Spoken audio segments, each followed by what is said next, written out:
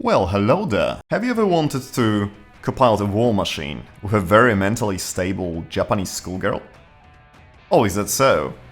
You probably should have never answered this question, because now you need to get into the robot, Shinji. We have a very serious high schooler business to attend to.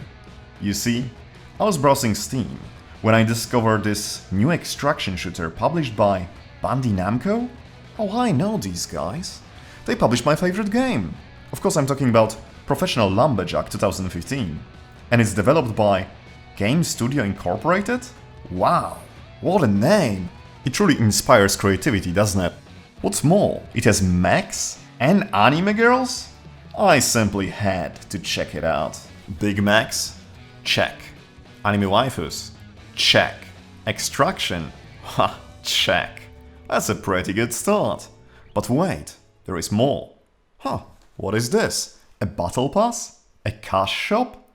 In my fully paid game? What have they been thinking? Meanwhile, at the Game Studios Incorporated headquarters. Gentlemen, let's make a free-to-play anime game with battle passes, cash shop, and here is a kicker. Let's charge full price for it too. Full price? That's madness! Nobody will be willing to pay for it! Oh, don't worry, I know of a fanbase who will be willing to pay. Okay, so there are a few red flags. Let's forget about the proverbial mecha in the room. Maybe it's not that bad. Maybe the game itself is a lot of fun. I just need to play a game and see how the actual gameplay is. So let's see. Shooting? Nice. Looting? Nice. Movement? Ooh, not bad. But something still feels a little bit off. No matter, these things happen. Let's try again. Oh, come on! Look, is this normal? Anything seems off here? Okay, so the game has few issues. I'm sure that all bugs can be patched out sooner or later. But what about everything else? Have I been fooled? Did the magnitude of this voluptuous asset blinded me to buy this? Is this game a cash grab? Plain to see to anybody but me? Let's embark on a quest, trying to answer this very question today. So what about the gameplay itself? Is it fun? Very often mechanics can be a saving grace of a game. If shooting and moving in your game about shooting and moving is actually fun, then no matter how you mess up everything else, the game could still actually be a lot of fun. Is this a case here? Sort of. In Synduality, you control a mecha. It might be also worth mentioning that I'm not a die-hard fan of the entire mecha genre, but I really do enjoy any sort of vehicular combat. Take my opinion with a little bit of a grain of salt in regards to this genre. That being said, the mecha in the game controls like a mix between a vehicle and something like a power armor. It's neither super flashy speedy mecha nor a slow bipedal war machine. It's something in between. I think it's a relatively good compromise of arcadey movement and a light simulator of some sort of heavy machinery. What's more, how you move in the game actually feels important. Some would call it, dare I say it, tactical. This is because you take extra damage in the shell you're carrying on your back. That's where your Magus, so the AI, is placed. It's sort of the rear and a bit of a top armor, hence you want to position yourself well to protect all the squishy parts. Likewise, you might want to position yourself in such a way that all the weak parts of your potential enemies are exposed to you. Apart from this slow bipedal movement, you can also temporarily sprint or rollerblade, but only forward, which makes, coincidentally, the strategy of flat-out running a bit of a risky maneuver. That's because you are exposing your back to whatever or whoever you are running from. Sprinting builds up your heat, so you can't really overuse it. Moreover, heat is also built when you dodge. So you don't want to dodge spam, you just want it to be, calculated. Or you risk being an easy target after you eventually overheat. I really like this design decision. This also ties well to the weight system in the game. When you carry more items, it is much easier for you to overheat, what will negatively impact your mobility. But don't worry, because when you find yourself in a sticky situation, you can actually patch your entire payload to regain all your potential mobility back. When it comes to other really cool features, I simply must admit I really like the combat analysis. This allows you to check the gear and in some cases payload of all the mechs. This essentially allows you to decide whether engaging with somebody might be worth it, or perhaps it's best to run. I also absolutely love the debriefing that you get after each and every mission. Not only does it help with immersion greatly, but it also allows you to learn a lot about the game. I would love to see this feature being implemented in more games. All these are simple but fun ideas, and they reassure me that the game has some good bones to build on. Additionally, there is a unique mechanic centered around rain. Rain depletes your environmental resistance over time, and it can be repaired just like your mech. But I am not convinced about this entire mechanic. In my experience, when it rains, you either ignore it entirely, or when it rains heavily, you also ignore it for half a game, and then you dread the rain for the rest of the session, hiding in buildings and hangars waiting for it to stop. This can be summarized in few words. Roses are red, violets are blue. I'm stuck on the Eastern Front. And so are fucking you! Monsters are apparently also stronger when it rains, but I personally have barely noticed it. I have seen similar mechanics being implemented well in few games. The idea is to force players into tight spaces to facilitate some PvP interactions. This, however, is very much dependent on the map design. I'd say it's not implemented particularly well in Synduality. Maps are very open, and there are plenty of places to hide from the rain. This means that you're rarely forced into any tense situations because of this. And that's a shame. Just close your eyes and imagine this with me. It rains and you are forced to seek shelter. A small hangar in the middle of nowhere. Innocent little you with your shiny loot. And an absolute stranger with a huge, girthy shotgun. A memorable moment, to be sure. Also, I'm not really sure what's the deal with Japanese games and rain. I've been to Japan a few times and I still haven't noticed any adverse effects. So let's talk about the extraction shooter. It's a typical extraction shooter by any means. You drop into the area filled with garbage, you extract the garbage, maybe extract the life out of your enemies, and then you extract yourself. A nice gameplay loop that gets the job done. But wait, there is more. There are other players, of course. They might want to do some extraction jobs, or they might want to hunt you for fun instead. So like a midget at the urinal, you will have to stay on your toes. But don't worry, because that's not your typical Tarkov or Darker and Darker, at least for now. The player base are not your typical PvP players. This means that most of the players currently in the game are friendly, at least in my experience. Maybe it has something to do with the psyche of a mecha player. Not only that, but also there are systems in place to keep players a bit more friendly. As you start the game, you are a part of association. If you ever kill somebody, you will be branded. You will be a cautionary member. And if you continue on this dark, nefarious path, something even worse may happen to you. Not that I would know.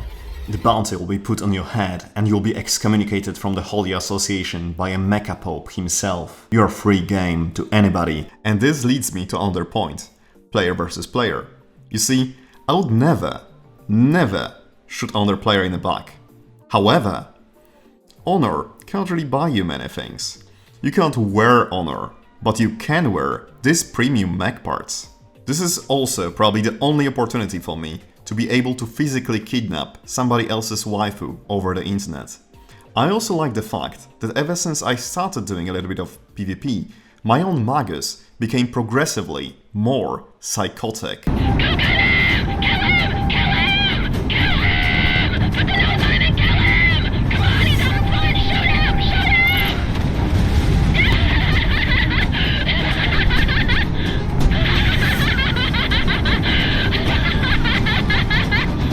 As mentioned before, when you kill other players, you are first branded as a cautionary member of association for all of them to see, and then you are thrown out of the association to join the black market.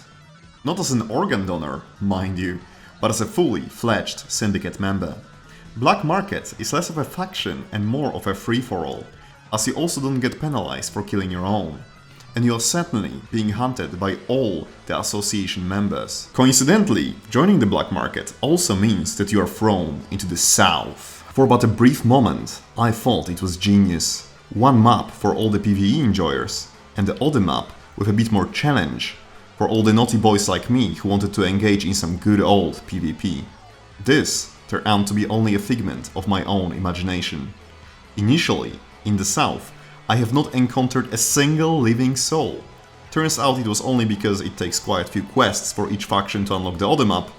But later on, the South was filled with all the association members trying to relentlessly hunt me down, just like in the Civil War. Playing 1 vs 5 might not be really my thing. PvP was fine, but I was unable to progress any of my quests.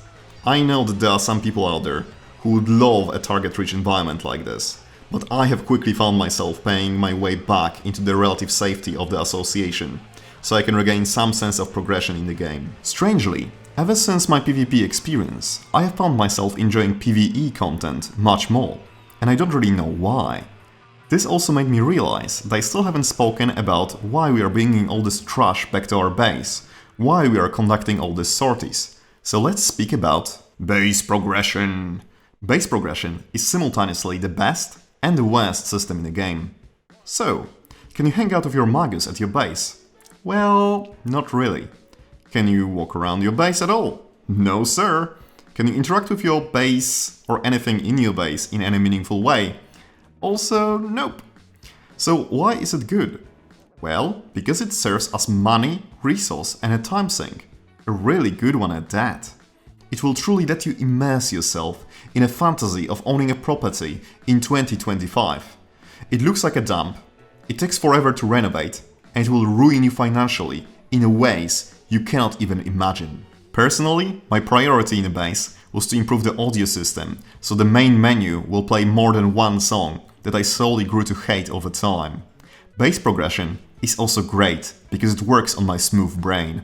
Despite how hostile the design is, despite the fact that your base is really just glorified menu, somehow it makes me feel some sort of progression from one mission to another. It feels like one of these old browser games that made you upgrade your base for 7 Brazilian gemstones and 7 Lupti coins for 7 real-life days just so you can get hyped about the new PNG.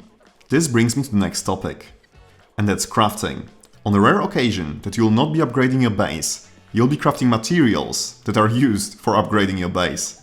And that's also time-gated, by the way. Every now and then, you can actually craft something fun. That's something that will actually have an impact on your gameplay, like a new and a better gun. The gun upgrade system is tied to base guns you can buy from the shop, and these are divided across factions. Generally speaking, energy weapons are for association members and ballistic weapons are for black market. It's a bit of a shame, as I am certainly more fan of guns that go as opposed to. As explained before, now I am stuck with association, so energy weapons it is. Normally, I really love gear that is tied to some specific in-game factions. However, in Synduality, you don't really have a huge selection of guns to choose from. The selection does open up a little bit later, but as with everything in the game, it takes a lot of time to get there. Having only half of the guns available to you at any given time certainly doesn't help the game with creating some sort of illusion of choice for you. Let's talk about something actually important for a change. Your base allows you to upgrade and customize your mechs. Gotcha, you fool. There is no real mecha customization. You wanted to customize your mecha in a mecha game? How terribly unfortunate. Here, go play my dress-up darling with your Magus. I've actually spent too much time doing this. I really would be better off playing some Infinite Nikki at this point. But back to mechas. You only have 3 main parts. You're not encouraged to mix and match them, because there are big bonuses for completing the sets. You don't really have many different sets to choose from either.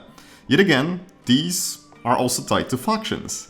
Maybe it opens up a little bit later, but in my hours of playtime, I just progressed to the same parts, but in blue this time. And let me tell you, it takes so much time to make them. You practically put a target on your back, as even the friendliest player would do anything to avoid hours and hours of the grind. And they can do so by just killing you. This is a questionable design decision at best. But one thing I absolutely cannot understand is that you cannot even do a custom paint job for your mech. You cannot repaint anything or decorate it to add insult to injury, there are no shoulder weapons, no interesting melee options. They really forgot to give mechs any love in a mecha game. The world seems to be all about drifters who pilot mechas their whole life and express their unique personalities through their design. And the game does not seem to offer it at all. That truly puzzles me. Certainly, more care and love went into the design of the Magus. They are with you on the battlefield, they're with you in your base. The devs really wanted you to form some sort of attachment to them, and they did a pretty good job. At first, I was afraid it would be some sort of a glorified pieman, from that other game.